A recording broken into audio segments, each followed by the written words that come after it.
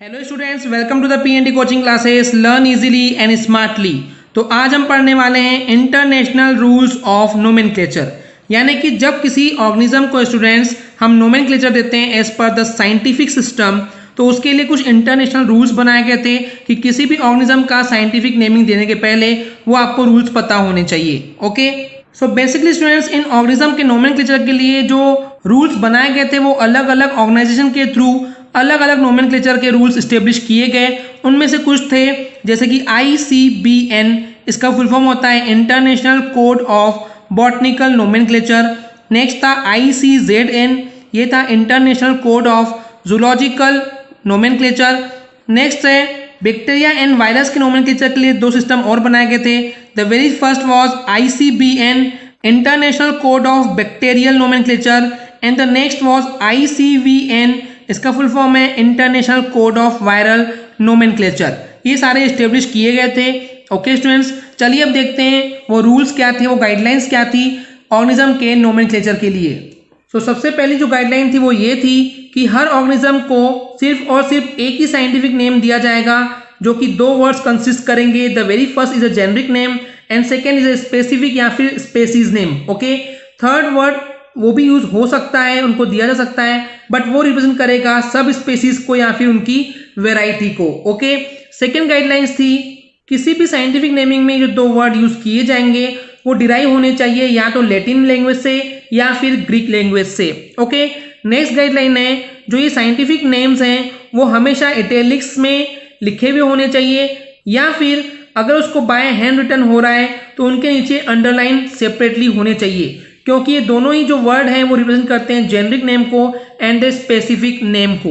Okay, next guideline है generic name लिखने के बाद उसके बाद हमेशा स्पेसिफिक नेम आना कंपलसरी है, एंड उस स्पेसिफिक नेम या फिर स्पेसिस नेम के बाद हमेशा स्टूडेंट्स उस ऑथर का भी नाम लिखा होना चाहिए, या तो वो फुल हो सकता है ऑथर का नाम या फिर एब्रीविएटेड यानी कि शॉर्टकट फॉर्म में भी लिख सकते हैं। जैसे कि एग्जांपल के तौर पे अगर हम देखें ब्रासिका कैम्पेस्ट्रिस लिन, यहाँ पे बेसिकली जो वर्ड लिन है वो ऑथर लिनेयस के लिए है। ओके स्टूडेंट्स, नेक्स्ट गाइडलाइन है जेनरिक नेम हमेशा शुरू होता है कैपिटल लेटर से, जबकि स्पेसिफिक नेम जो है वो स्मॉल लेटर से स्टार्ट होते हैं।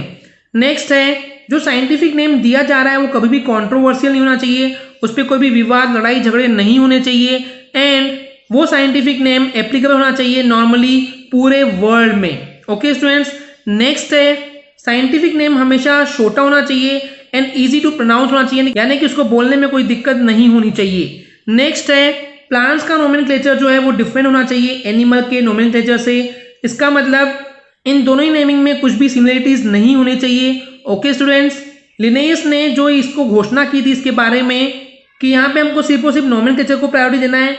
ओके स्टूडेंट्स, यहाँ पे कोई भी बेसिकली सिमिलरिटीज नहीं होने चाहिए प्लांट नोमेनक्लेचर में एंड द एनिमल नोमेनक्लेचर में। ओके, नेक्स्ट है जब प्लांट्स की नोमेनक्लेचर की जाती है तो उस कंडीशन में अगर आप जीनस एंड स्पेसीज के दोनों ही को सेम नेम दे रहे हैं तो ये वैलिड नहीं होगा, बट अगर आप एनिमल को नोमेनक्लेचर कर रहे हैं तो वहां पे आप जीनस एंड स्पेसीज दोनों ही सेम नेम्स रख सकते हैं। जैसे कि कोबरा के लिए नाजा नाजा बोला गया है तो दोनों ही सेम है तो ये वैलिड है। रेड के लिए भी रेटस रेटस है तो ये भी वैलिड है, लेकिन प्लांट्स के नेम में जीनस एंड स्पेसीज दोनों ही सेम नहीं हो सकते हैं। एंड द नेक्स्ट गाइडलाइन है जो ये जेनरिक नेम एंड जो स्पेसिफिक नेम है ये कभी भी 3 लेटर से कम या फिर 12 लेटर से ज्यादा नहीं हो सकते। And the last rule for the nomenclature of organism कि हर एक टेक्सोनॉमिकल ग्रुप का सिर्फ और सिर्फ एक ही करेक्ट नेम हो सकता है, उसके मल्टीपल नेमिंग पॉसिबल नहीं है। ओके स्टूडेंट्स, तो आई होप आपको क्लियर हो गया होगा।